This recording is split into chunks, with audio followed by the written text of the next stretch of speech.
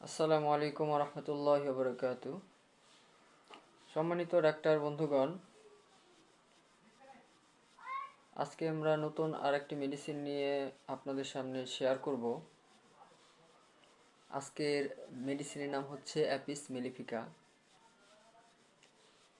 মৌমাছির আল, আঞ্চলিক অনেক এলাকায় শাল, তো যে যে এলাকায় বলে,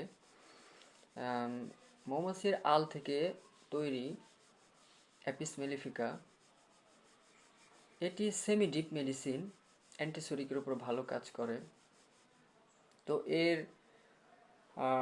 প্রয়োগ লক্ষণ, কোন সিমটমের উপর ওষুধটা আমরা প্রয়োগ করব, ঠিক সেই অংশটুকুই জানব। কারণ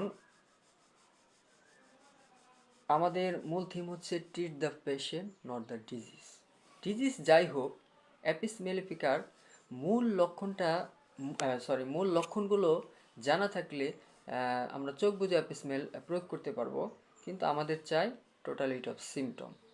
আচ্ছা, তাহলে আমাদের টোটালিটি সিমটমের উপর আমরা রেখেছিলাম দর্শন। প্রথমে আমরা রুগী দেখে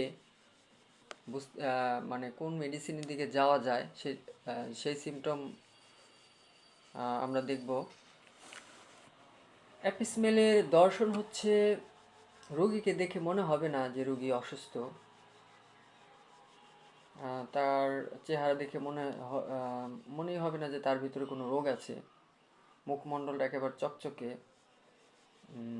তৈলাক্ত ভাব। এই মুখমণ্ডল চকচকে তৈলাক্তর কয়েকটি মেডিসিন আছে, সেটাও আমাদের মাথায় রাখতে হবে। অ্যাপিসমেল, তারপরে নেট্টামিওর, প্লামবাম, সরিনাম, থুজা, এগুলো আমাদেরকে মনে রাখতে হবে। তারপর অ্যাপিসমেলের আরেকটি সুন্দর লক্ষণ হচ্ছে তার চোখের নিচে পুঁটলির মতো ফুলে থাকে।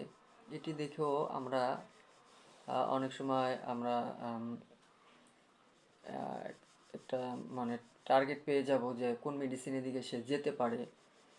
তাহলে চোখের নিচে ফোলা অ্যাপিসমেল, উপরে ফোলা হলে ক্যালিকার, আর উভয় চোখে ফোলা হলে ফসফরাস। এই বিষয়টা আমাদেরকে মনে রাখতে হবে। এগুলো আমাদেরকে মুখস্থ এবং ঠোঁটস্থ রাখতে হবে। তারপরে আসি, প্রত্যেকটা মেডিসিনের কিছু না কিছু কজেশন থাকে। কোনো কোনো মেডিসিন কজেশনের উপরে বেশি ব্যবহার হয়, আবার কোনো কোনো মেডিসিন কজেশন একটু কম থাকে। তবে অ্যাপিস মেলিফিকার তেমন কোনো কজেশন নেই। তারপরও অনেক বইতে দেখেছি যে এটি মদ্যপায়ীদের উদরাময়ে ব্যবহার হয়ে থাকে, অনেকে লিখেছেন। তো এটা আসলে মদ্যপায়ী আবার উদরময় সেরকম রোগী পাওয়া খুব কষ্টকর। যদি আপনারা পান তাহলে সেখানে ব্যবহার করবেন। তবে এর কিছু কিছু লক্ষণ থাকা চাই সেই সময়। যেমন ধরুন, উদরামের লক্ষণটা হবে যে তার মলদার খোলা খোলা মনে হবে, একটু নড়াচড়া করলে মল বেড়ে হয়ে যায়, অনেকটা অ্যালোসকোট্রিনার মতো মনে হবে। তারপরে আরও কিছু লক্ষণ মিলিয়ে আপনারা অ্যাপিসমেল ব্যবহার করতে পারবেন। তারপরে টোটালিটি সিমটমের কোন কোন সিমটমের উপর আমরা অ্যাপিসমেল প্রয়োগ করব। আচ্ছা, অ্যাপিসমেল প্রয়োগ করার জন্য সবচাইতে ইম্পর্টেন্ট সিমটম আমি ধারাবাহিকভাবে বলছি।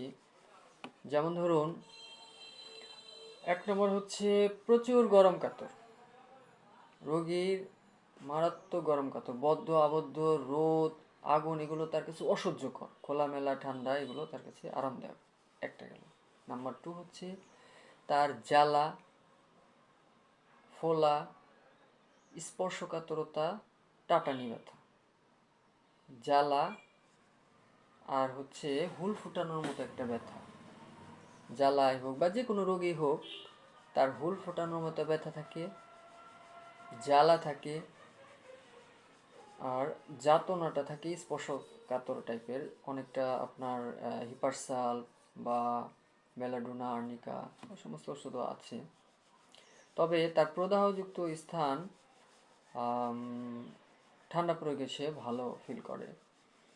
হুল ফোটানো একটি গুরুত্বপূর্ণ লক্ষণ। কিন্তু মনে হচ্ছে যেন মৌমাছিতে কামড় দিলে যেমন একটা হুল ফুটে যায়, তেমন একটা মানে হুল ফোটানোর মতো একটা অনুভূতি কাজ করে।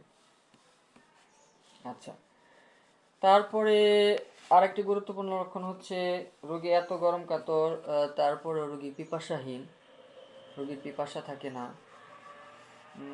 পিপাসা থাকে না এমন কিছু মেডিসিন আছে, সেগুলো আমাদেরকে মনে রাখতে হবে। তারপরে আমরা মানসিক লক্ষণ আসতে পারি, রোগী খিটখিটে মেজাজি, বাচ্চারা অনেক অস্থির টাইপের, আর একটু ক্রন্দনশীল। আর একটা অদ্ভুত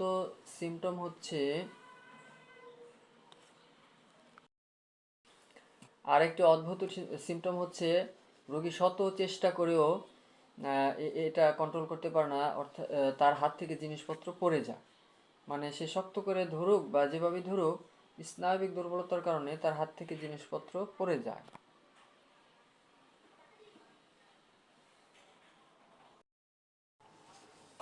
টোটালিটি সিমটমের গুরুত্বপূর্ণ আরেকটি সিমটম, সেটা হচ্ছে হ্রাস বৃদ্ধি। এটা কিন্তু খুবই গুরুত্বপূর্ণ। সে জ্বালা ফোলা ব্যথা ইত্যাদি রোগ নিয়ে আসবে, তখন আপনাকে তার হ্রাস বৃদ্ধি বের করতে হবে, কখন বাড়ে কিসে কমে, কোন বিষয়টা তার ভাল লাগে। যেমন ধরুন, অ্যাপিসমেলের যে কোনো রোগী বেলা 3টার দিকে বাড়ে, এই 3টার দিকে বাড়ে অ্যাপিসমেল বেলারুনাথ হয়ে যায়, এই কথাটিও আপনাদের মনে রাখতে হবে। আর হচ্ছে ব্যথা বেদনা জ্বালা ইত্যাদি ইত্যাদি, যে কোনো রোগী তার গরমে বৃদ্ধি, আবদ্ধ বদ্ধ করে বৃদ্ধি, গরম ছেকায় বৃদ্ধি। আরেকটি খুব গুরুত্বপূর্ণ লক্ষণ হচ্ছে ঘুমের পর বৃদ্ধি। ঘুমের পর বৃদ্ধি ঘুমের পর বৃদ্ধি এই লক্ষণটি অ্যাপিসমেলের একটি গুরুত্বপূর্ণ লক্ষণ। এই লক্ষণটি আরও কয়েকটি মেডিসিন আছে, অ্যাপিসমেলের আছে, ল্যাকেসিসের আছে, স্পঞ্জিয়ার আছে, সালফারে আছে। এই বিষয়টাও আমাদের মনে রাখতে হবে। আর রাশের ক্ষেত্রে দেখা যায় তার খোলামেলা ঠান্ডা, ঠান্ডা সেকা, এগুলো তার কাছে খুবই আরামদায়ক মনে হয়। আর রোগের ক্ষেত্রে আমরা আগে বলেছি, আমরা treat the patient and not the disease, অর্থাৎ রোগীর চিকিৎসা করব, রোগের নয়। তারপরও অনেক অনেক রোগ আছে যে প্রায় ক্ষেত্রে এই সমস্ত রোগেই এই সিমটমগুলো বেশি আসে, ঠিক অ্যাপিসমেলের ক্ষেত্রে তাই হয়। অর্থাৎ আপনার অ্যাপিসমেলের, যেমন ধরুন আপনার শোথ, শোথে অ্যাপিসমেল ব্যবহার হয়। তারপরে হচ্ছে ব্যথা বেদনায়, তারপরে মেনিনজাইটিস অর্থাৎ মস্তিষ্কের ঝিল্লি প্রদাহে, তবে তার ওই পূর্বে যে সিমটমগুলো বলেছি টোটালিটি সিমটম, সেই জিনিসগুলো লাগবে, হ্রাসবৃদ্ধি লাগবে। মূত্রনালীর প্রদাহ, জ্বর ইত্যাদি তো ব্যবহার হয়, কিন্তু মূল থিমটা হচ্ছে গরম কাতর, তারপরে হচ্ছে পিপাসাহীন, তারপরে জ্বালা, স্পর্শকাতরতা, হুল ফোটানো ভাব, তারপর হচ্ছে রোগী একটু মেজাজি টাইপের, ক্রন্দনশীল, হাত থেকে জিনিসপত্র পড়ে যাচ্ছে, বেলা 3টার দিকে রোগ বাড়ছে, তারপর হচ্ছে জ্বালা ব্যথায় তার গরম সেকা দিলে ভালো লাগছে, খোলামেলায় তার গরম নয়, ঠান্ডা সেকা দিলে ভালো লাগছে, খোলামেলায় ভালো লাগছে। আর ডান পাশে রোগ, অ্যাপিসমেলে সাধারণত দেখা যায় ডান পাশে রোগ বাড়ে ইত্যাদি। এই যে যে লক্ষণগুলো, এগুলো যদি আমরা পাই, তাহলে আমরা চোখ বুজে যে কোনো রোগে আমরা অ্যাপিসমেল ব্যবহার করতে পারি। তাহলে এই হলো আমাদের মোটামুটি অ্যাপিসমেলের মূল থিম বা টোটালিটি সিমটম। অবশ্যই এই লক্ষণগুলোকে আপনাদের খুব ভালোভাবে মুখস্থ ঠুটস্থ করে রাখতে হবে। তারপরে একটি মেডিসিনের সাথে আরেকটি মেডিসিনের কম্পেয়ারের যে বিষয়টি আছে, সেটি আমরা পরবর্তীতে আলোচনা করব ইনশাল্লাহ। আগে আমরা মেডিসিনগুলোর মূল থিমগুলো, মূল টোটালিটি সিমটমগুলো শিখব, তারপরে আমরা আরও বিস্তারিত ডিপলি সেগুলো নিয়ে আলোচনা করব। তো সকলকে অসংখ্য ধন্যবাদ আমার ভিডিওটি দেখার জন্য।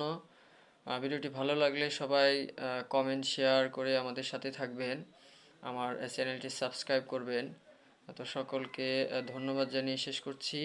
আল্লাহ হাফেজ।